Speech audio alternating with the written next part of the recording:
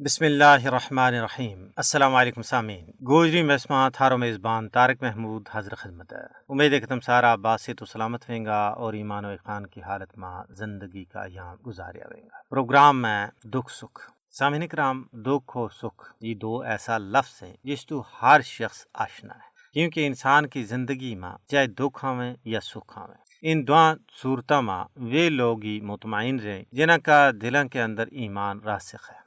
حضور اکرم صلی اللہ علیہ وسلم نے کتنی خوبصورت حدیث فرمائی ہے۔ آپ نے فرمایا کہ مومن کی زندگی بھی بڑی عجیب ہے، یہ اس واسطے ہر حال میں بلائی ہی بلائی ہے، خیر ہی خیر ہے۔ تو صحابہ کرام نے عرض کی، یا رسول اللہ صلی اللہ علیہ وسلم کس طرح خیر ہی خیر ہے؟ یہاں پر تکلیف بھی آویں، مشکلات بھی آویں، مصائب بھی آویں، دکھ بھی آویں، خوشی بھی آویں، بکھیڑا بھی آویں۔ آپ علیہ الصلوۃ والسلام نے فرمایا کہ ایک مومن کی زندگی میں جب دکھ آوے، کرب آوے، خلش آوے، مصیبت آوے تو اس صورت میں وہ صبر کرے تو اس واسطے خیر ہی خیر ہے، اور جب اس کی زندگی میں خوشی آوے، مسرت آوے، شادمانی آوے، اس میں وہ اللہ تبارک و تعالیٰ کو شکر کرے تو اس واسطے خیر ہی خیر ہے۔ یعنی ہر دو صورتوں میں مومن واسطے خیر ہے، برکت ہے، اللہ کی رضا ہے، اللہ کی خوشنودی ہے۔ تائیں تو صحابہ کرام کے بارے میں اللہ تبارک و تعالیٰ نے فرمایا، رضی اللہ عنہم ورضوا عنہ، اللہ تبارک و تعالیٰ کی ذات انہاں تو راضی ہوگی اور وہ اللہ تبارک و تعالیٰ تو راضی ہو گیا۔ تو سامعین کرام، وہ لوگ جڑا مشکلات اور مصائب کو مقابلہ کریں اور دل برداشتہ نہیں ہوتا، ڈس ہارٹ نہیں ہوتا، تو اللہ تبارک و تعالیٰ ضرور انہاں نہ خوشی بھی دسے۔ دور نہ جاؤ، بھارت کی مثال ہمارے سامنے ہے۔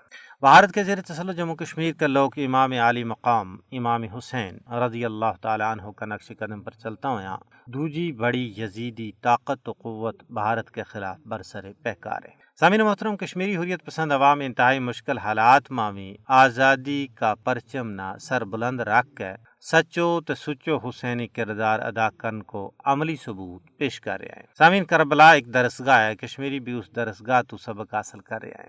آج کشمیری حسینی جذبہ پر ڈٹ کے آگ کی خاطر لوگ کو نذرانوں پیش کر رہے ہیں۔ وہ بھارت کا کسی ظلم جبر کہ سامانی نہ خاطر میں نہیں لیا رہا۔ آج بھارت کی طرفوں اہل کشمیر پر زندگی تنگ کر دیتی گئی ہے، انہوں نے مجبور کیے جا رہے ہیں کہ وہ باطل کے سامنے سر تسلیم خم کریں اور یزیدیت نہ مان لیں۔ اس واسطے انہوں پر اس طرح پہرا لایا گیا ہے جس طرح فرات پر یزیدی لشکر کا پہرا تھا، مگر ساری صعوبتوں کے باوجود ظلم و جبر کا سایہ ماں کشمیری رائے حق کا مسافر بن گیا ہے۔ انہوں نے امام عالی مقام کی طرح موت کو ذرہ برابر خوف نہیں، وہ شہادت نہ اپنے واسطے ایک سعادت تصور کر رہے ہیں۔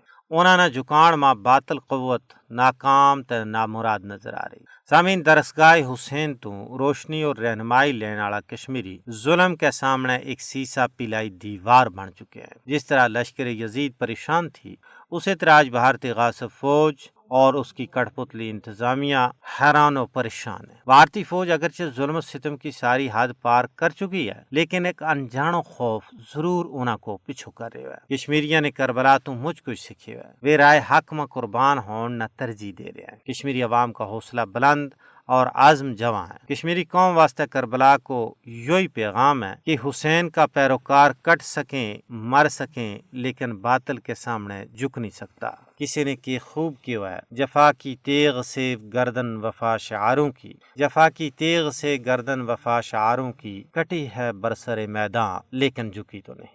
سامعین محترم، تھارے نال مزید بھی گل بات کو سلسلہ جاری رہے گو۔ وقت ہو گیا ترانہ کو، تو آؤ پہلا ترانہ سنے۔ جی سامعین کرام، تمنے ترانہ سنے ہو، یقیناً پسند آئے ہوئے گو۔ اگے چل کے پروگرام میں تمنا بیت بھی سنائے جائیں گا۔ تو گل کر رہے تھو کہ بھارت کی ہر درمی جہالت، کہہ مکرنی اور غیر حقیقت پسندانہ انداز نے کشمیر نہ ایک ایٹمی فلیش پوائنٹ میں بٹا چھوڑے ہوئے ہے۔ بھارت کی عسکریت پسندی نہ صرف بر صغیر بلکہ پورا جنوبی ایشیا واسطے مجھ پارو خطرہ ہے۔ بھارتی غاصب حکومت اپنے زیر تسلط جموں کشمیر میں آزادی کی مقدس اور ہماگیر تحریک نہ دبان واسطے اپنا ترکش کو ہر تیر آزما رہی ہے۔ نہتا عوام کے خلاف چھاپا، محاصرہ، گرفتاری، قید و بند کی صعوبت، مکانہ اور جائیداد کی ضبطی، چادر تے چار دیواری کا تقدس کی پامالی اوت ہر تیڑا کو معمول ہے۔ بھارتی غاصب فوج بے تقصیر لوکاں ور پیلٹ اور بلٹ کو استعمال کر کے بھی نہیں تھکی۔ دوجہ پاسے بھارت کشمیر میں تہذیبی طور پر لوکاں نے تباہ کرنے کی کوششوں میں مصروف ہے۔